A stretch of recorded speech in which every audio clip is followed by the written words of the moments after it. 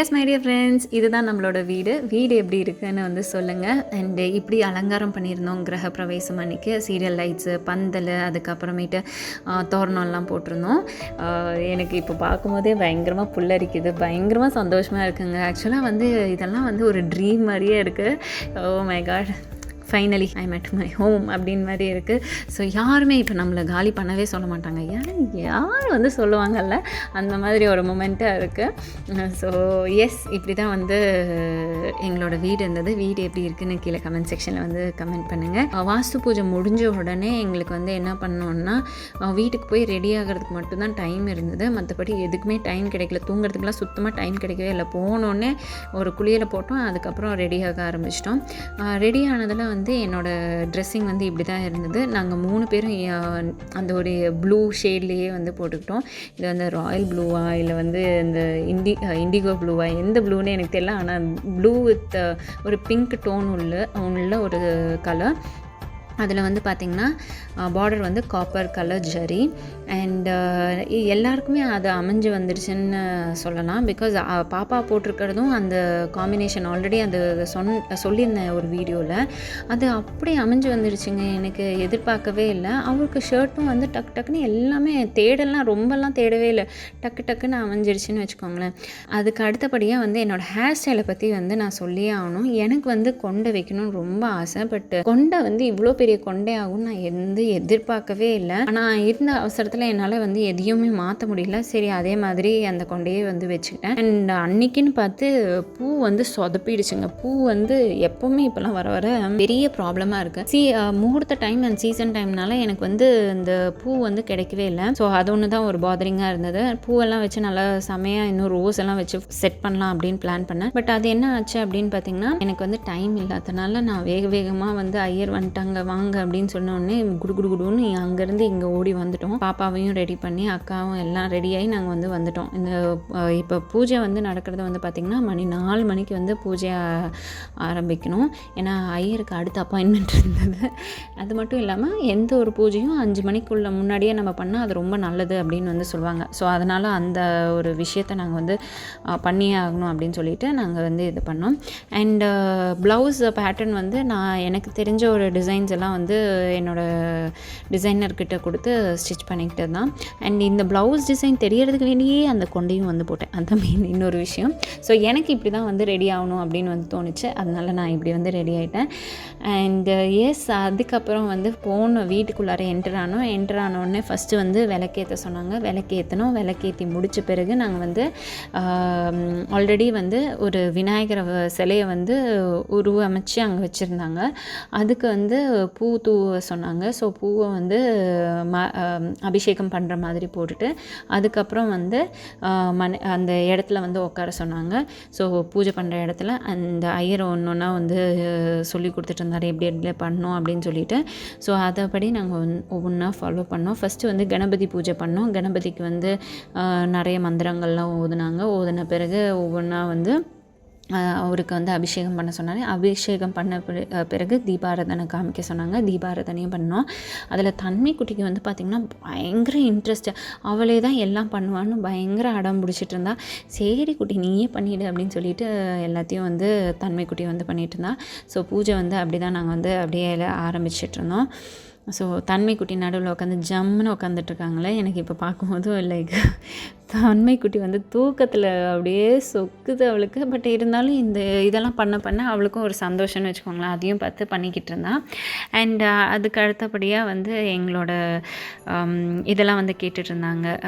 ராசி நட்சத்திரம் அதெல்லாம் வந்து கேட்டு அதுக்கெல்லாம் வந்து ஸ்பெஷல் பூஜை வந்து பண்ணிகிட்டு இருந்தாங்க. அதுக்கப்புறம் கொஞ்சம் பூ அக்கா வந்து எங்கேயோ அரேஞ்ச் பண்ணிட்டு வந்துட்டாங்க. ஸோ அதையும் வந்து என்கிட்ட கொடுத்தாங்களா, அதை வந்து என் தலையில் அக்கா வந்து வச்சு விட்டுட்ருக்கா. அதுக்கப்புறம் தன்மை குட்டிக்கு நான் வந்து வச்சு கொடுத்துட்ருக்கேன். மீன்வைல் இவர் வந்து இந்த சாமிக்கெல்லாம் வந்து பூஜை பண்ணிகிட்டு இருந்தாங்க.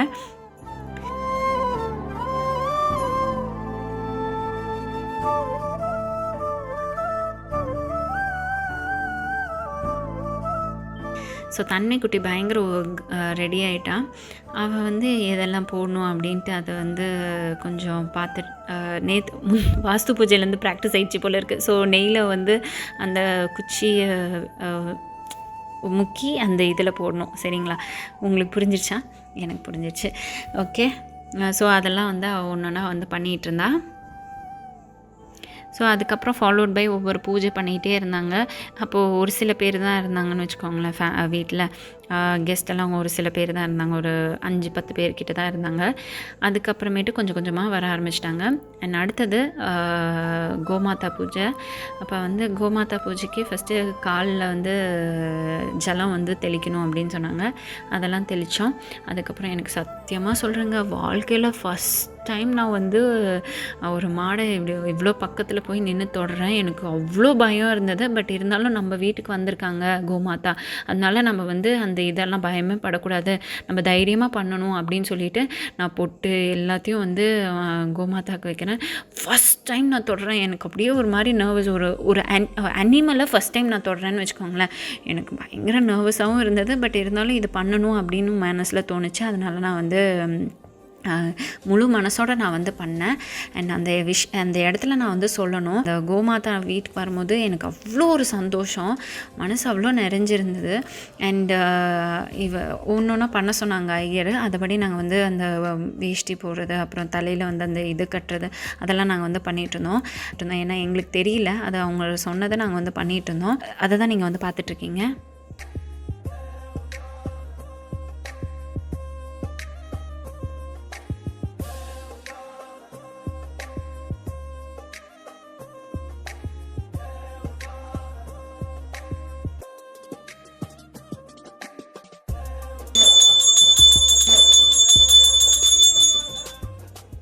ஸோ தன்மைக்குட்டி வந்து இது பழம் கொடுக்கும் போது கரெக்டாக மாடு வந்து சாணம் போட்டுச்சு. அது வந்து அங்கே இருக்கவங்கெல்லாம் ரொம்ப நல்ல சாகணும் அப்படின்னு வந்து சொன்னாங்க.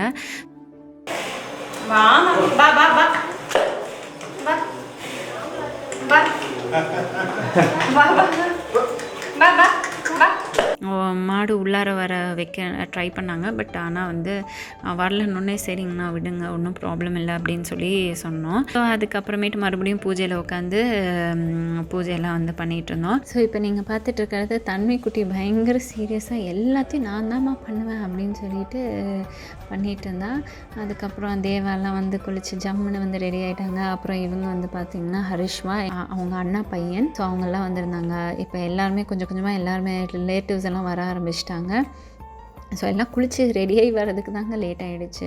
போய் வாஸ்து பூஜை அன்றைக்கி அந்த நைட்டு தூங்குறதுக்கும் கொஞ்சம் லேட் ஆகிடுச்சு. அது அடுத்த நாள் காலையில் குளித்து ரெடி ஆகிட்டு வர்றதுக்கு கொஞ்சம் லேட் ஆனதுனால அப்படியே வந்து எல்லோரையும் ஒவ்வொருத்தராக வந்துட்டு இருந்தாங்க. ஸோ அதுக்கப்புறம் வந்து பார்த்திங்கன்னா மாமனார் மாமியார் எல்லாருமே வந்துட்டாங்க.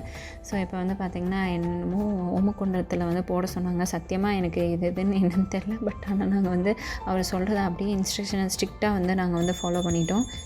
ஸோ இப்போ பூஜை நடக்கிறத நீங்கள் வந்து பார்த்துட்ருக்கீங்க.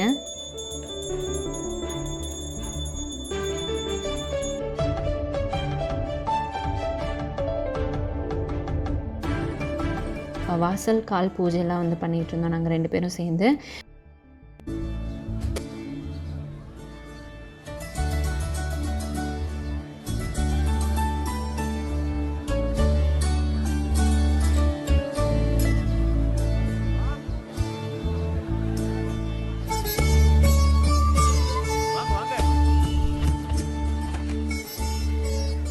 ஸோ வாசக்கால் பூஜை எல்லாம் பண்ணிவிட்டு அதுக்கப்புறம் வந்து நாங்கள் வந்து வீட்டுக்குள்ளார வந்து நிறக்கூட தண்ணி எடுத்துகிட்டு வரணும். அதெல்லாம் வந்து தண்ணி என் கீழே வந்து கொடுத்துருந்தாங்க. இப்போ தான் அதை எடுத்துகிட்டு நாங்கள் உள்ளார கொண்டு போகிறோம். அதுக்கு பின்னாடி வந்து என்னோடய மாமியார் அப்புறம் அவங்களோட அத்தைங்க 2 பேரும் வந்து நிறைய திங்ஸ் எல்லாம் கையில் வச்சுருந்தாங்க. அதாவது அரிசி, சர்க்கரை, பருப்பு அதெல்லாம் வந்து வச்சுருந்தாங்க. உப்பு, அரிசி, பருப்பு இது 3ம் வந்து கையில் வந்து அந்த இதில் வச்சு உள்ளார கொண்டு வரணும். அதை கொண்டு வந்துட்டு இருந்தாங்க.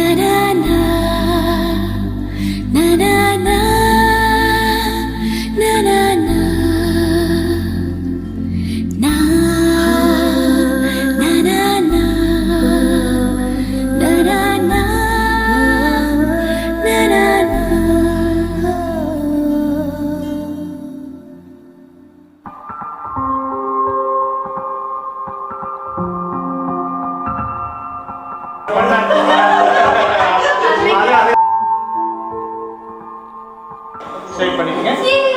அந்த அங்க பாருங்க வாய்.